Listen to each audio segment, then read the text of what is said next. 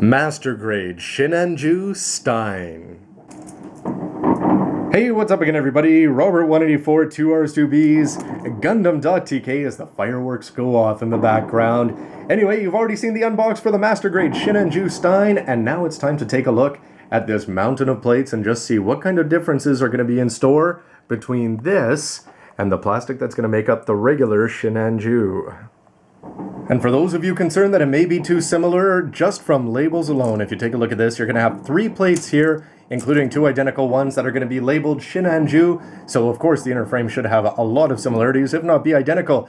And we're also going to have the C plate here, but who's ever going to complain about having a clear cockpit in common? But more importantly, when you take a look at the colors over there, from the 5% gray that's been added to the inner frame down there, some great looking weapons and some red for the missiles on the shield and for the thrusters. Looks like fun so far. And though we see it more and more that the day of a 4-colored A-plate seems to be going the way of the dodo bird here, the A-plate is going to be exciting nonetheless. Stein, of course, is going to be written on the vast majority of these plates, but it's when you take a look at the actual details here, the way that this shield is going to be laid out, all sorts of indents and some cool parts there, top and bottom when you cover it all up, the way that they're going to be using all of these cutouts here to get some good coloring underneath. They head here without the very famous antenna up on the top there, but something that's sort of disappointed me here is just the fact that we are going to be getting the high beam rifle here is going to be coming on the A plate. I always figured that would be on a separate plate, and that would bode well for us getting more master grade cool kits in the future. The B plate here is going to give you the full frontal standing up and down, and by that I mean the character and nothing else. You've also got the vents down built in down there, and from the sides of the legs, you can guess that those thrusters that are going to be able to move up and down are going to need some frame out there, so it's very cool to see that they're going to be giving you this much unique frame. Again, with good lining channels all over the place, and anytime they've got cutouts, you're just going to be able to see more of what's underneath, and it's a fantastic way to get a lot of colors in a very small area. The D plate is going to have a nice mix here of large and small, as you can see these small little parts here, including these double divided ones up there that are going to look great. The beam sabers up here are going to have this all-important attachment, as we've already seen with the high beam rifle, as you can actually take that and plug it into the hand and it's not going to be falling out. And that same old story is going on here with the indents all chopped out for you.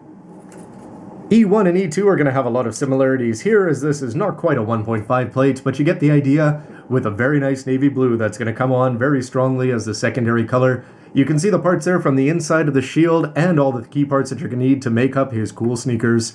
Not to mention the parts that are going to be going around the shield there, and of course the fact that we're going to have some good looking shoulders, I'm assuming in terms of mobility, when you've got a cutout like that, that's going to be wrapped around the bend mechanisms. Color change time now with the F plate, and there's a typical Gundam white there, and you can see that we're going to have some parts that are going to be in common there, and otherwise some good looking parts here that are going to make up the parts inside the chest and the waist section, which should be looking pretty sharp there, and a nice offset from the regular and otherwise dominating white. Big G1 and G2 here, separated at birth, and you can see these great thrusters here that are going to be jutting off all over the side and wiggling around while they do that. Some very intricate details here, and they do talk about this being a feature that if you want to go ahead and paint, and they're going to be giving you this kind of detail in here for something that otherwise most people, especially lazy modelers like me, are going to ignore. It's still great that you've got the option there. Some great looking hosing that's going to go around the head there, including some inner frame to actually go there on the inside. And the movable hips, always a big plus.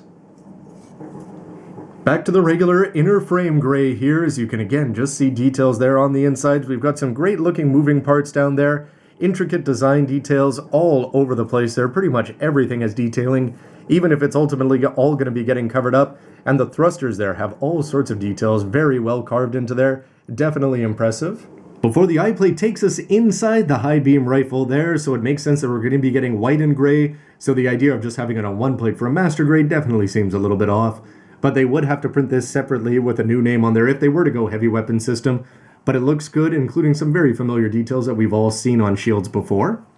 Nice touch here that we're going to be getting the 6 thrusters there, which already look good in gray. They're going to look even better when you add in the red. And you've got the missiles here, even though they could all be attached together, which is something we've seen on other kits. Here we're actually going to have them separated there around the cannon on the middle. 2 small L plates here are going to be giving us very interesting, and because they are going to be giving you a few details there, and they're nicely rounded there at the end in terms of the lower parts of the backpack. But it's this P1 and P2 plate here which can be separated and put in a small box and attached and then definitely hunted after collectors for years to come, as we're going to be getting a nice, it's a very toned down gray here. It is going to say Master Grade Sinanju, nothing specific to the Stein, so you can imagine we're going to be getting this in the OVA version next month. But nonetheless, when you look at the number of parts here that you consider that this is a magazine pack-in, looking great, and now it's just part of a regular retail release, even greater. It's back to familiar territory for those of you that have already built the Sinanju. Front and back here for the cockpit looking great no matter what color they're going to mold it in when it's clear like that. You can see that you're going to have very thick lenses and scopes down there, and you can see that this part can be attached or detached as the molding requires, so you can have clear eyes underneath if you want to go paint it. But back to the inner frame here of the regular Sinanju, you'll want to have your manual out at least at the end to go through the X's, because if you take a look here, you can just see that there's going to be tons of these parts that have already been remolded onto the Sinanju Stein parts. So even though it's all going to be polystyrene here, you can see that a lot of these big parts are now going to be obsolete. However, a lot of these smaller and useful parts here can still be utilized.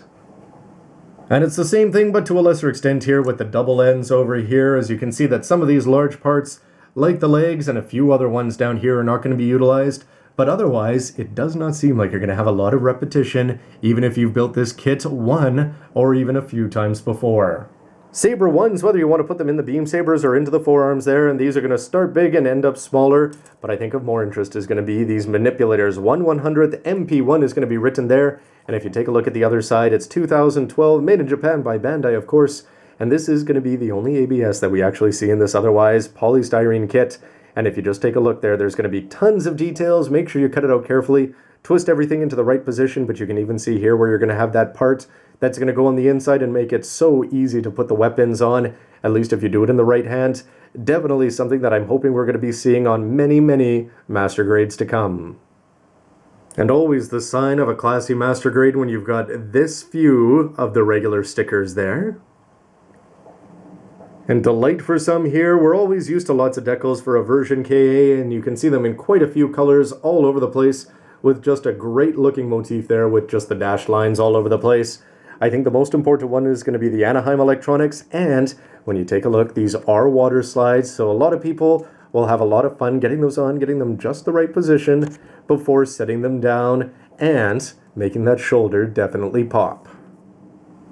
So just from looking at the plates here, I have to say that at the very beginning when they just announced an MSV of the Stein, that I wasn't sure how excited I was, but taking a look at the plastic there, the quality, the amount of engineering, and just the new effort that Bandai's put into there, whenever you're going to have a mix here between good guys and bad guys in MS form, I think it's going to be a lot of fun, and I can't wait to get started. So anyway, everybody, would love to hear from people that have already built the regular Sinanju, and what you think of the plates compared to the ones that you've already done. But otherwise, stick around for the parts, the MS, and as always, let me know what you think with a comment down below. Thanks for watching, everybody. See ya. Remolds and recolors.